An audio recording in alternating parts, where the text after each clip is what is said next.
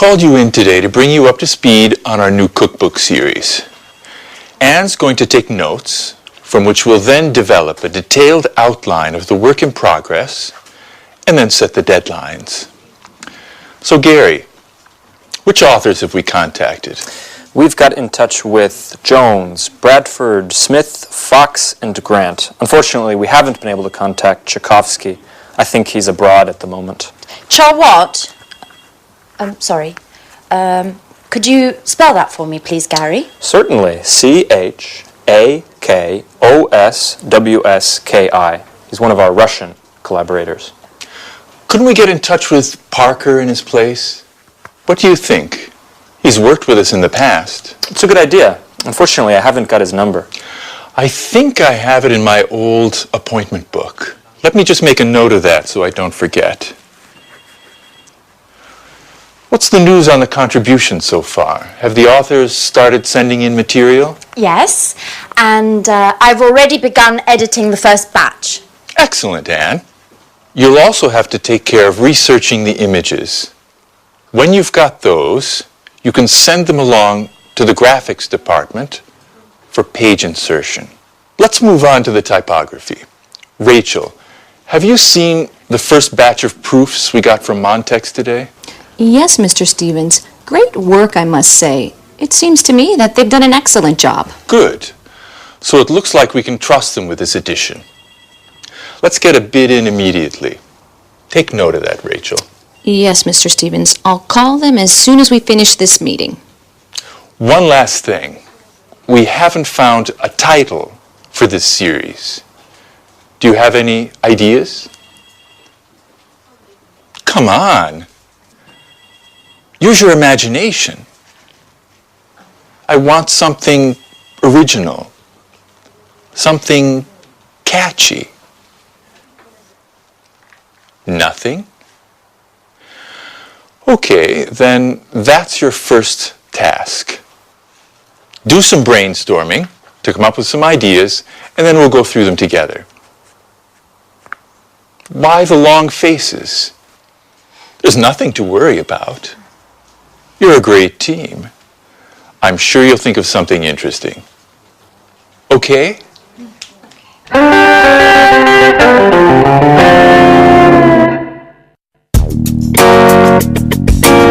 The purpose of today's meeting is to discuss the Smarty marketing campaign. Does anyone have any suggestions? Before we move forward with the planning, I think we need to take into consideration a number of aspects of the campaign. I'm referring to the concept, the objectives, the targets, and the type of media we need to employ. Good observation, Mr. Chang. Getting our ideas clear before we move on to the direction and score of our marketing drive is an excellent idea. What do you think, Paul? I'm in complete agreement with you. First, we need to set our objectives for this campaign. We need to decide upon our focal points in terms of brand communication. Could you explain what you've written on the board there? That'll help us understand where you're going with this. Brand awareness rising will help potential clients become familiar with our products and the marketplace we're targeting. In our case, this type of campaign will serve to improve the image of Spectre in the Chinese market. But what about focusing the campaign on the product itself? A product campaign is generally much more focused and serves to meet different objectives. Above all, it can help communicate the unique characteristic of the product to help it stand out in its marketplace. Of course, this can eventually bring positive results to the entire line of products. And in your opinion, what type of campaign best suits our needs? Well, considering that the Chinese market is new for us, I'd choose a campaign focusing on brand awareness with a simple but effective message, such as our company provides sporting goods with a high-tech edge, and then follow up with a successive campaign focusing on the Smarty. Are there any comments on Paul's proposal? I'm in complete agreement with him. Great. Would you like to add anything, Paul? Not for the moment. Well, if there are no objections, I'd like to move forward on this. Our next step is to contact a marketing agency. Could you take care of that, Paul? Certainly, Victoria. Well, if there's nothing else, I really need to get going. Oh my goodness, look at the time. You're always busy, aren't you, Mrs. Lee? I think you work too much. Well, actually, I need to go to my son's school play. I promised him that I wouldn't miss it for anything in the world. Well, then get a move on. Children always come before business. What are we doing now? Let's go for lunch.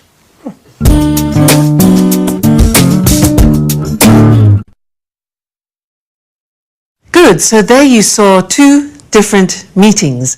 And now let's talk about report writing after meetings, because it is important. You have to keep a record of things that happen in meetings.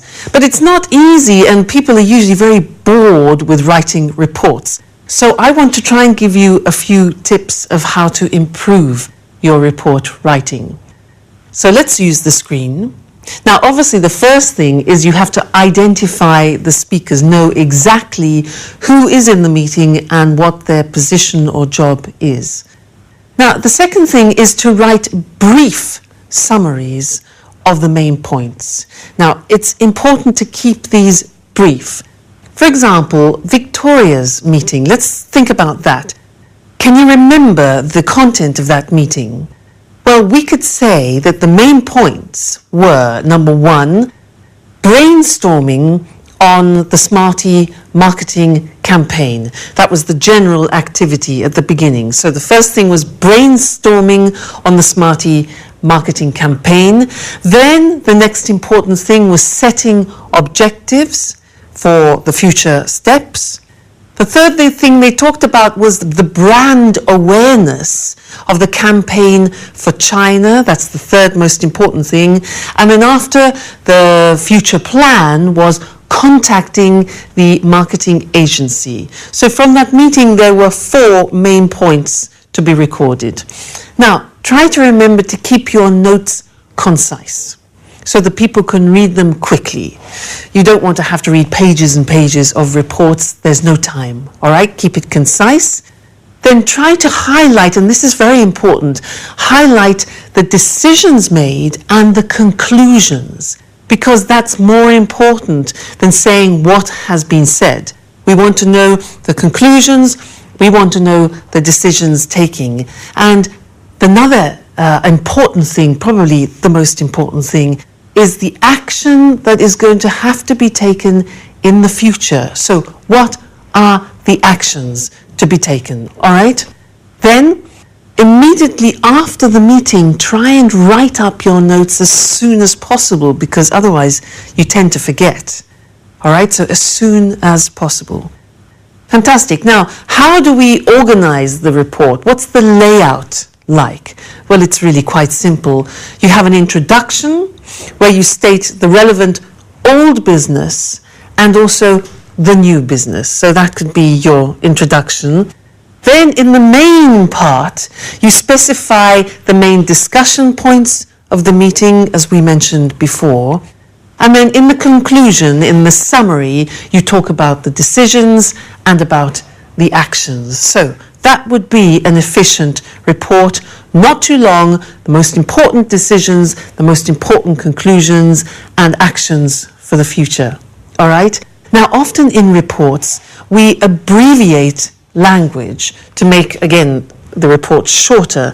And I want to look at some of those common abbreviations with you now. Look at the screen. E.g. means, for example. I.e. means that is. ETC, very common, is etc. CF, C.F means compare. C or CA means about or approximately. NB means note, take note of this. Approximately. DEPT is department. Which is EXCL, means excluding. IMP dot is important. INCL means including. LTD is limited, often to describe companies. NO is number. P or PP is page or pages. PROBS, PORBS, problems. RE, with reference to or concerning. REF is reference, just reference. V dot is very, and S/T is something. Now, these are very, very common abbreviations, and you can use them freely in your reports. It shortens the task. All right, so remember, when you're writing reports, keep it short, keep it concise and to the point. Concentrate on the decisions taken, the conclusions, and the plans for future actions. All right? Well, thank you very much, and we'll meet again in the next lesson. Bye.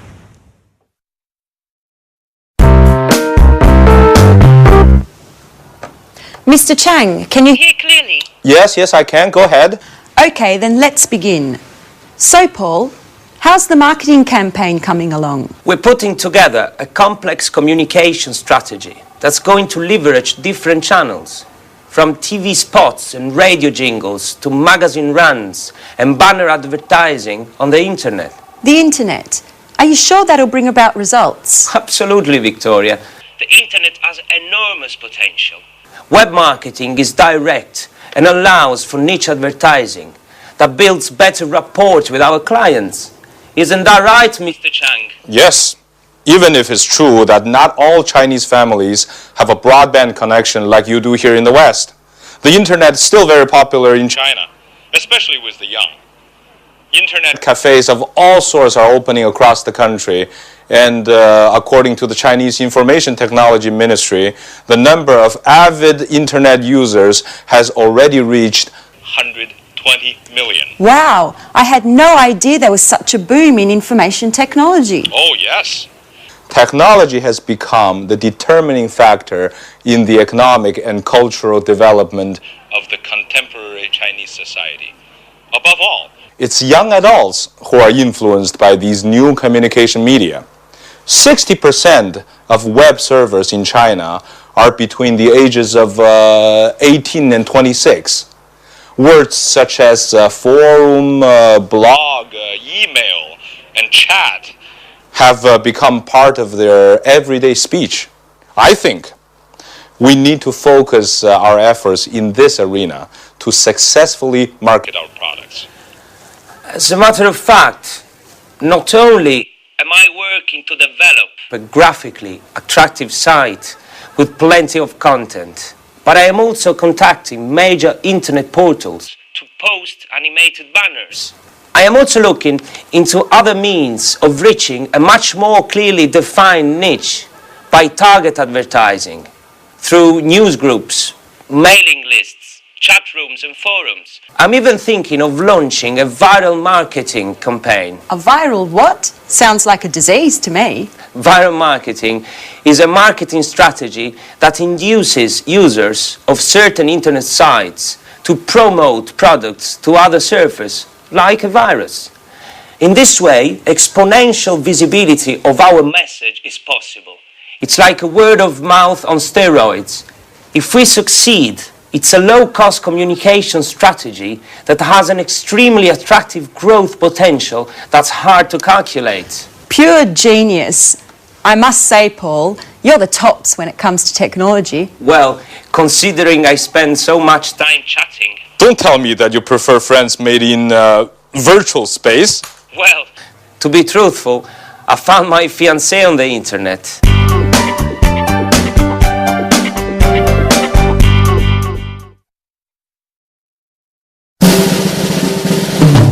Gary, did you get that email problem fixed? Yes, I did. I set up a new account for you. You only have to create a new username and password. How do I do that? I'm hopeless with computers. I know you are. In fact, by now I've lost all hope with you.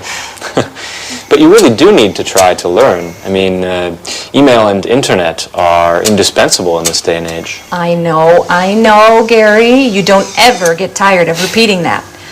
I must admit, I'm a Luddite. How I miss the days when you wrote letters by hand and visited the library to do research. Everything's changed now. I think I've done well to learn to send and receive emails. Speaking of emails, I noticed what you were writing to the authors, and if you'll permit me, Rachel, your emails are much too stuffy and formal. They don't fit in at all with internet jargon. What are you saying? I'll give you an example. When you start off an email, you use, "We'd like to inform you that." It's quite old-fashioned, you know?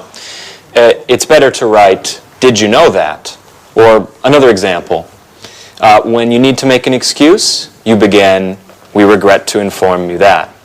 It's much better to use something like, "Unfortunately, we can't." It's less formal, but at the same time, more professional. Email needs to be kept simple and to the point. Use abbreviations as often as possible and keep phrases short.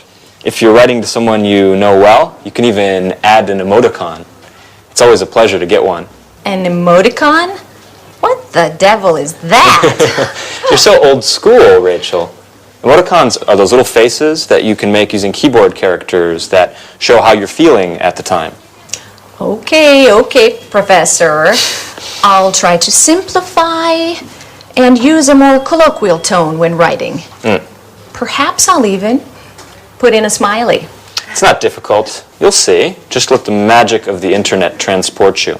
But remember to use netiquette. You're talking like a computer manual.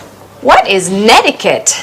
It's good manners on the internet. It's the rules of the road, of the network. Rachel.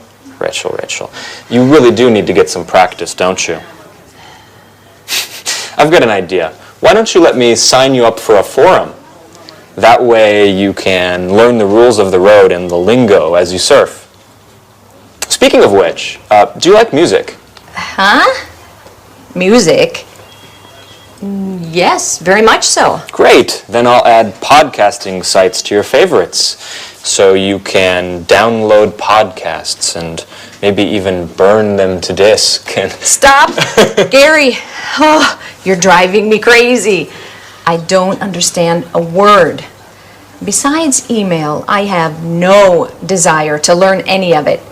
None of it. Do you understand?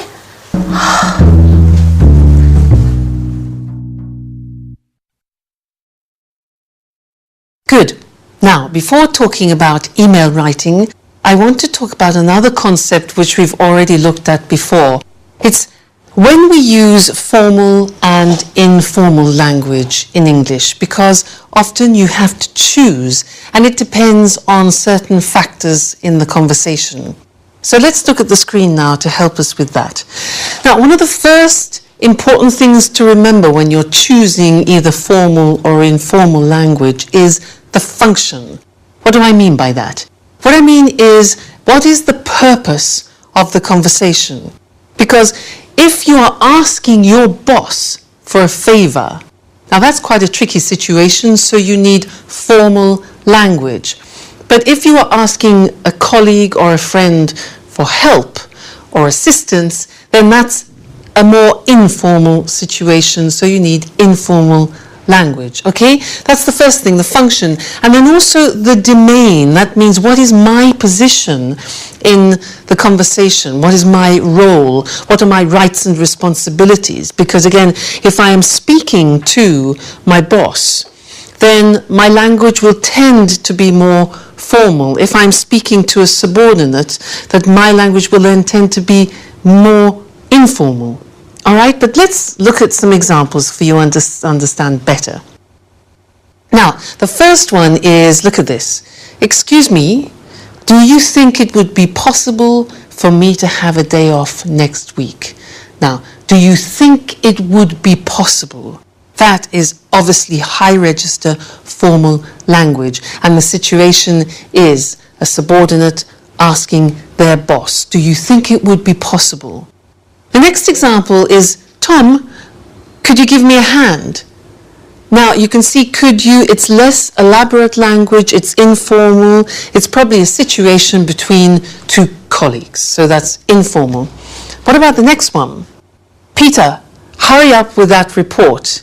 That's interesting because hurry up is an imperative, it's asking for specific action, so in this case it's probably a boss talking to his or her subordinate. Okay? So formal, informal. And in the second scene, where there was Gary and Rachel, Gary was trying to make Rachel use less formal language. And in fact, the examples were these. She wrote initially, we'd like to inform you that. Now that's very formal in English. He suggested this. He said, no, use informal, say this. Did you know that? Look at the difference. We'd like to inform you that, or did you know that? The other example that he drew to our attention was, she said, I regret to inform you that. Regret is a very formal verb. I regret to inform you that. He said, no, use unfortunately. Unfortunately, we can't. So that's very interesting, and we will look at that more closely in another lesson to help you when you're in the process of writing emails. But one more important thing, when you're dictating email addresses, you need to know how to say the punctuation of emails. So let's look at that list now together. The first one, underscore, dash or hyphen.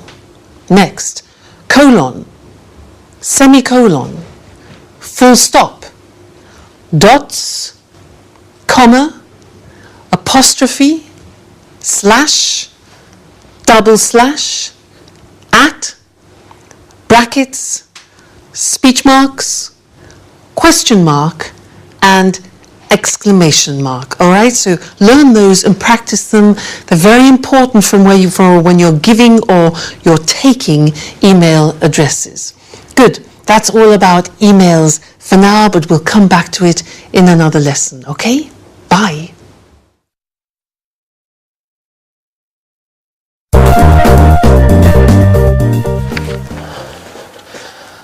Hi, Victoria. Hi, Paul. Paul, what's the matter? You look awful. What? Haven't you heard? You know I've been away for 4 days. My boy was sick and the babysitter went to visit her mum. Did something happen while I was away? Only a disaster, Victoria. Total disaster. You're frightening me, Paul. Just calm down and tell me what's happened. Spectre has been bought by a Japanese multinational. Mrs. Frost has been fired. And Mr. Chang has been transferred to Atlanta, where he'll be in charge of a men's clothing department. What? Come on, Paul, you've got to be joking. I'm afraid not, Victoria. And there's more. You've been taken off the project. You're no longer in charge of the Smarty project. The headquarters have called in a marketing manager from Harvard. You'll be her assistant. And I don't envy your position at all. I spoke to her on the phone earlier, and she didn't seem to be friendly, to say the least. You know the type, Mr. Know-it-all. As a matter of fact, she's just sent this fax with her analysis of the sporting goods market and with a few of her tactics. The fax is entitled, "Study this thoroughly before my arrival." Oh my God, but why? Things weren't perfect. Spectre was having trouble, certainly, but they were indicative of a crisis that is being felt throughout the sector. In fact, that's why we launched the Smarty campaign targeting the Chinese market. We were trying to create some momentum, new opportunities. Things weren't going badly.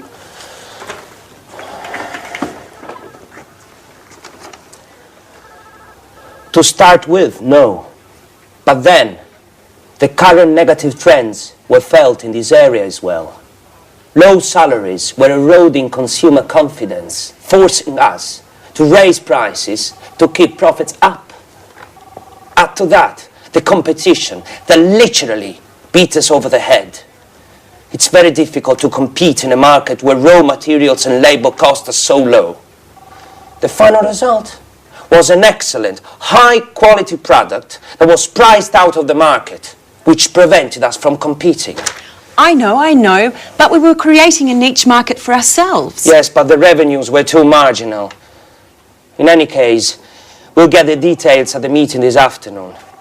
Mrs. Frost and Mr. Chang will be there. And possibly even our new boss, Helen Collins. Speaking of which, here is her outline. Make sure you study it well.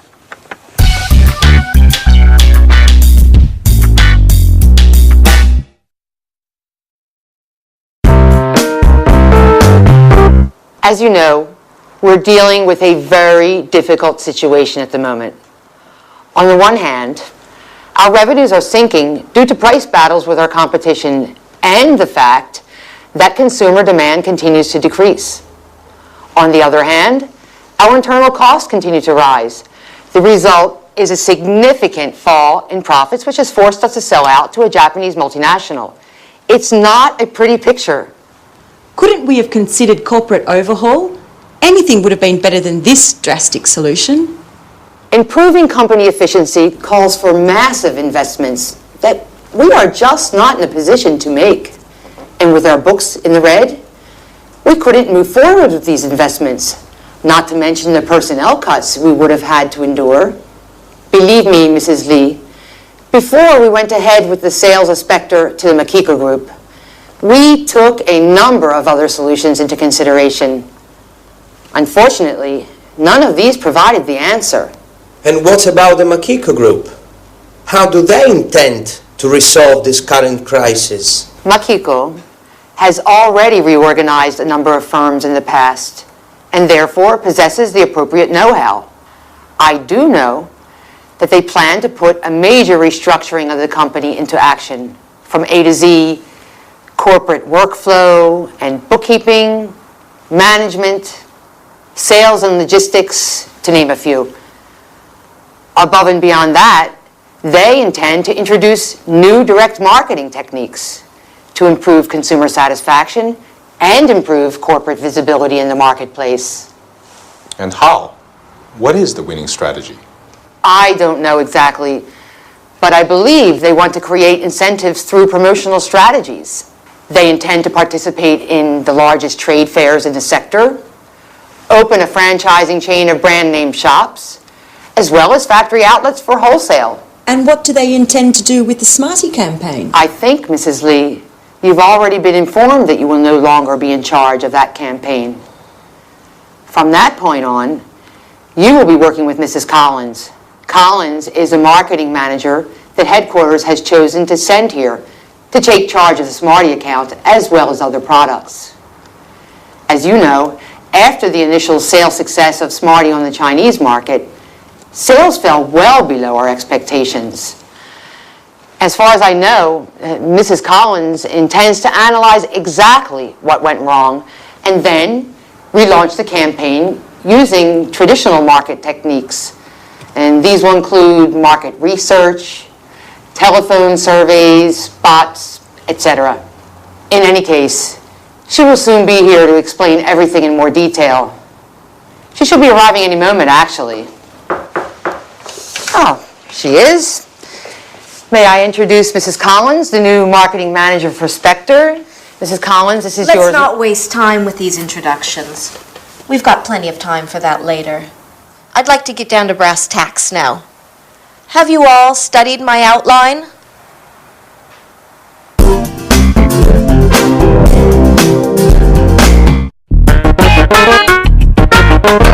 Okay, sweetheart. And remember, do all your homework and then you can watch those cartoons you like so much on TV. I better get going then. Okay, bye. You do know, don't you, Mrs. Lee, that personal calls are not allowed during working hours? It was just a short call, Mrs. Collins. I was just checking in on my son. Don't you have any children? I do not. I don't care for children. Now let's get back to work. We've already wasted too much time with the small talk. Mrs. Lee, from now on, You'll be in charge of all the email correspondence we receive from our website. Keep in mind that I expect satisfactory replies. Specifically, do not try to argue with anyone. Just come up with results. Invent something. We have to win our customers' trust. They have to know we can satisfy any desire they may have, even if we can't. But, Mrs. Collins, I've never been responsible for responding to clients' emails. Our personnel in customer service usually take care of that. I don't care how things were done in the past. Today we're off to a new start, and you'll take care of the tasks that I assign you. Have I made myself perfectly clear? I do not like to be challenged. Oh, by the way, Mrs. Lee, speaking of email, you'll soon be receiving your work schedule for next week. Goodbye.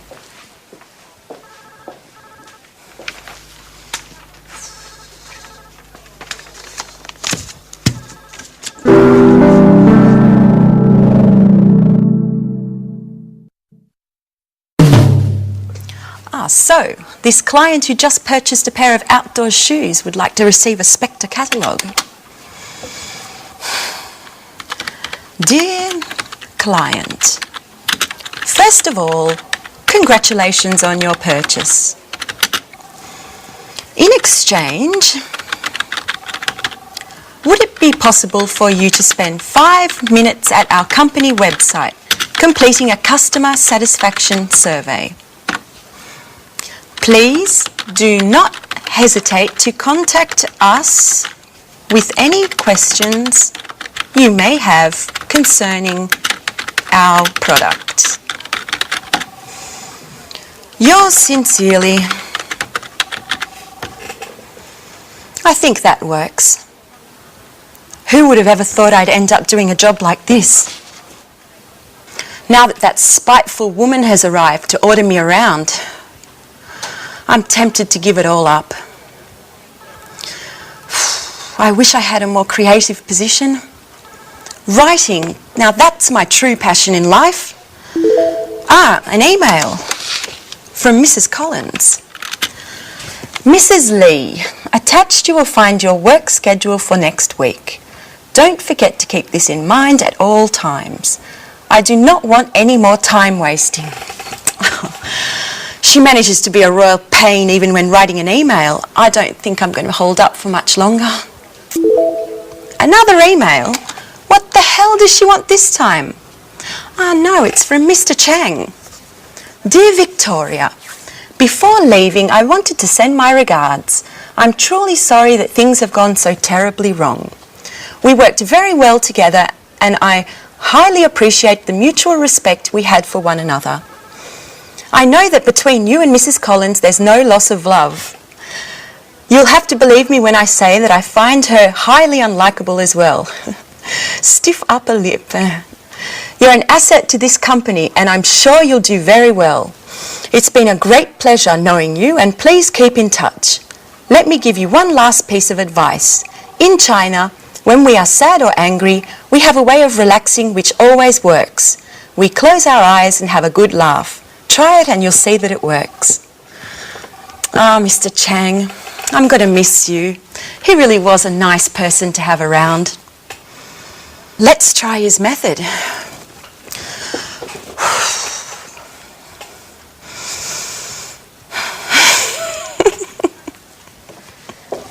Mrs. Lee, what are you doing? Is this how you work?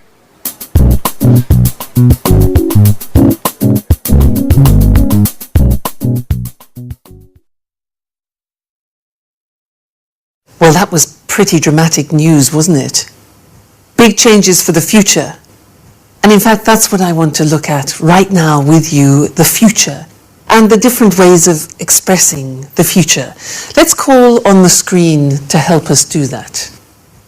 Now, a lot of people think that in English, to describe the future, we use will.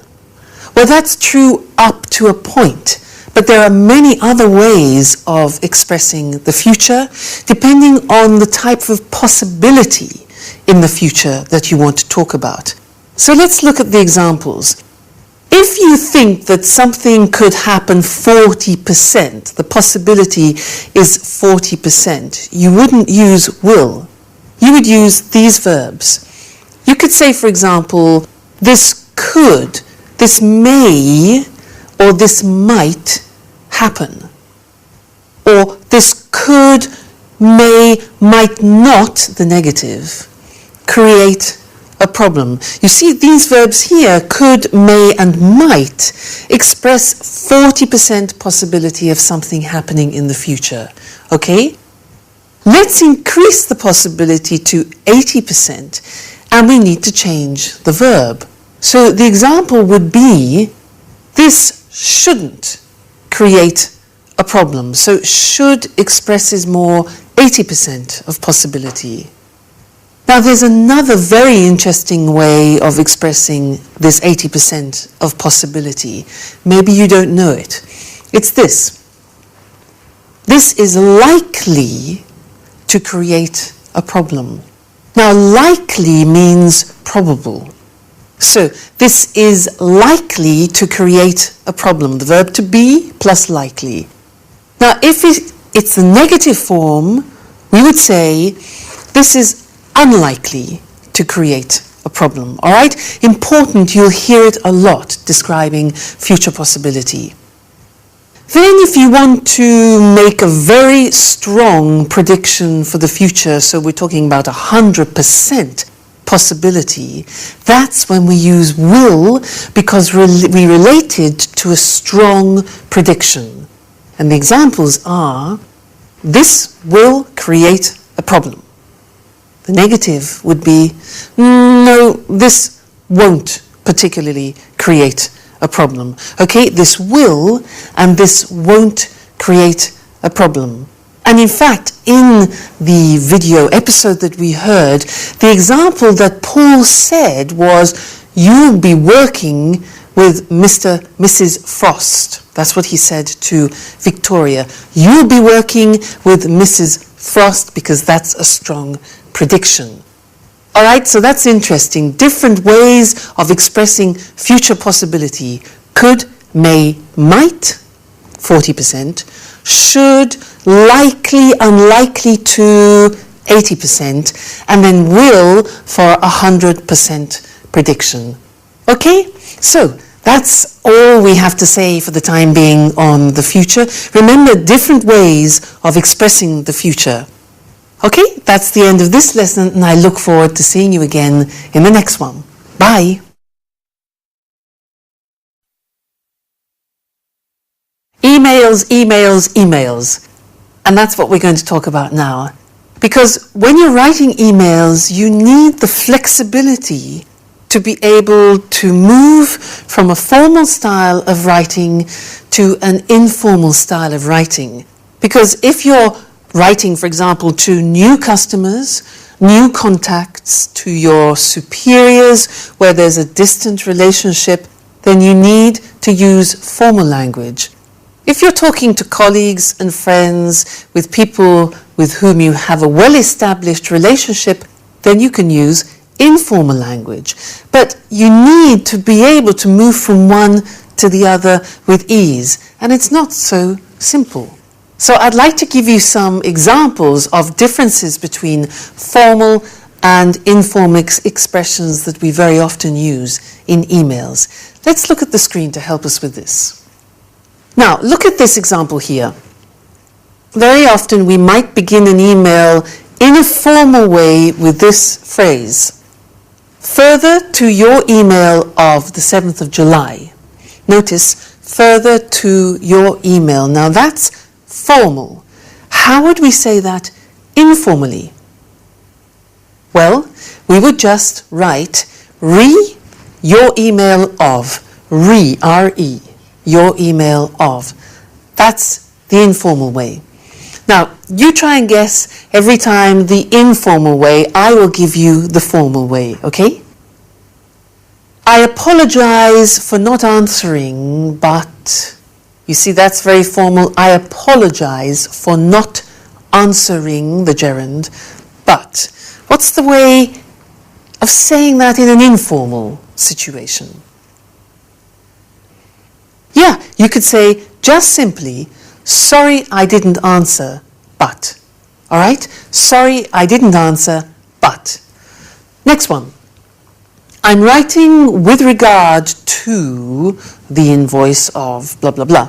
I'm writing with regard to. How can you make that informal?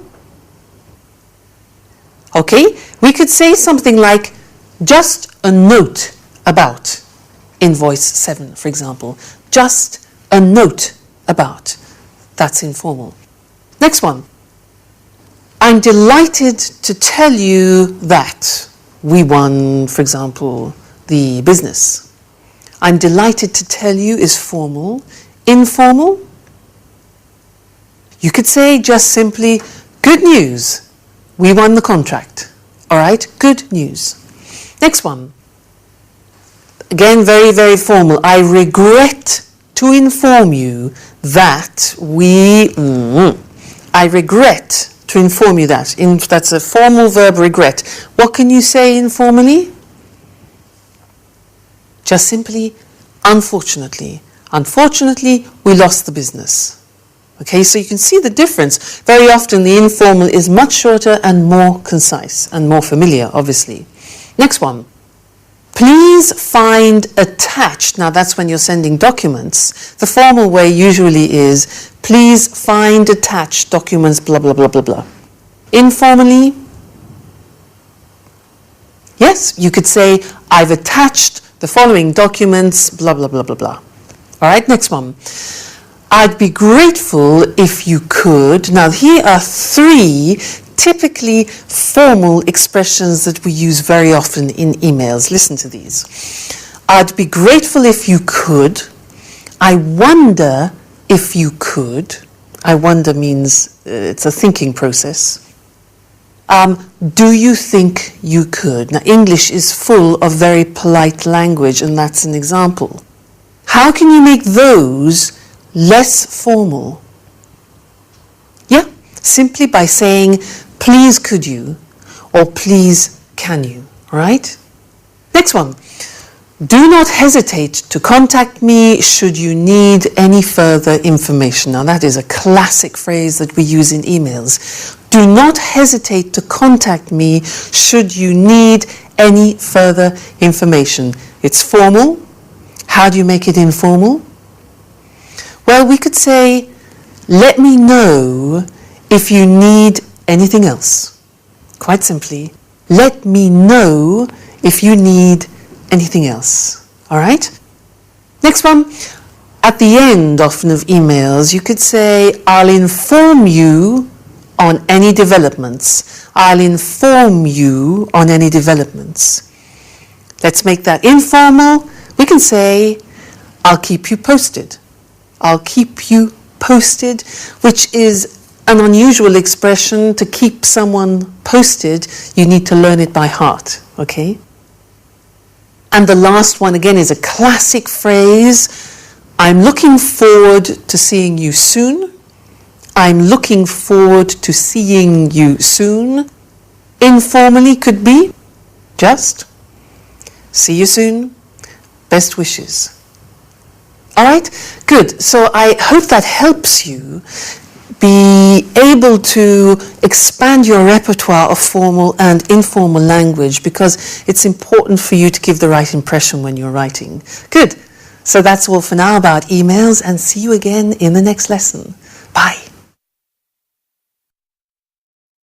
Hello and welcome back to Business Talk. Our topic for the next 2 programs is win-win language, the language that allows all parties of a conversation to feel like winners, whether the conversation is business-related or not. Eric and I will be demonstrating how the use of win-win language in an argument, a negotiation, or even an informal chat can ensure that both speakers involved come away satisfied. Today, we'll be focusing on the language of argument, and next time we'll look at the language of negotiation and small talk. So, how can we present an argument in the best possible way? Win-win language is the answer. When you make a business proposal or a request, you win your case. And this is the important part. You make the other party feel that they've won too. You both win. Hence the name win-win. Now, listen to Lucy carefully asking for an increase in an advertising budget. Afterwards, we'll consider if we'd accept her request or not. Well, as you know, our new product Smarty is not selling as well as expected. I don't think it's possible to solve this problem without spending more on advertising. If you'd accepted my original proposals, things probably wouldn't be so bad. I think the product is good, but if you don't increase my advertising budget, there's no way that Smarty will be successful. I'm asking for an increase of at least 15%. If I'd had this money last year, I could have organised a much more effective campaign. I can't produce great results without the necessary resources. Well, I think we can safely say that that's not what we mean by win-win language. I know I'd be reluctant to agree to a request presented that way. Well, you'd be absolutely right, because I didn't mention any of the benefits of my proposal. I didn't use any facts to support my case, and my attitude was very negative. I said what I didn't want rather than what I did want. Okay. Now, listen to me present the same request. Good morning, everyone. This morning, I'd like to propose an increase in our advertising budget of at least 15%. This may seem a lot, but there are two good reasons why we should agree that this increase is necessary. Let me try to explain as simply as possible. First, our new product, Smarty, as we all know, is vital for the survival of our company. It is therefore essential to give Smarty the very best advertising campaign that we can. What's more, we should do all that we can to ensure that Smarty is not just a success, but a real market leader. The second reason is that with a bigger budget, we'll be able to create the sort of market image that our company needs if we are to survive in a world of global competition. Let's try to imagine a campaign where we can really enter the minds of ordinary people. Let's suppose, for example, that we invest in a series of full-page color ads in the 3 major weeklies of the largest countries where we sell Smarty. Imagine the positive impact this will have on the sales of all our products. And I'm sure you'll agree that it's most definitely worth a try. That's what I call win-win language. Well organised, emphasising a team spirit and the benefits of the proposal. Well, yes, I'm sure we'll all agree that my chances of getting that budget increase are definitely higher than yours. Well, that's all from us for now, so see you soon. Bye-bye. Now, let's take a closer look at exactly why my request was more convincing than Lucy's. Well, if we consider the 3 fundamental points that are the basis of all communication strategies, simplicity, organization, and language, and look back at our presentations, we can clearly see that Lucy hadn't organized what she wanted to say. She didn't mark each point clearly, and she created a barrier between herself and her listeners with her repeated use of I and you. Here are just a few examples from Lucy's request. I don't think it's possible. If you'd accepted my original proposals, if you don't increase my advertising budget, there is no way that I'm asking for, I can't produce great results without. Remember, team spirit? Well, it's very important in win-win language, because if you and the person you're speaking to are on different teams, it means there will be a winner and a loser. And the loser could be you. Notice also how Lucy's attitude and language are very negative. If we look at my budget increase request, we'll see a very different approach. First of all, I presented my case in a logical way. People react positively to ideas that are well organized. I marked each point clearly with opening sentences like, "Let me try to explain. First, it is therefore essential to, what's more we should. The second reason is that we will be able to. Let's try to imagine a campaign where we can. Let's suppose, for example, that we invest in. These opening structures are very useful. They organize your presentation logically and therefore make it clear and simple to understand. Notice too how the use of we and are make a huge difference. It puts the speaker and the listener in the same team and makes it possible for both to be winners. As well as organization, simplicity, and language, here are a few argument strategies to help you win your case. Present your proposal in a logical way. Emphasize the benefits of your proposal. Choose 2 or 3 strong arguments. Too many reasons can weaken your case. Be positive. Say what you want, not what you don't want. Use facts and figures to support your request.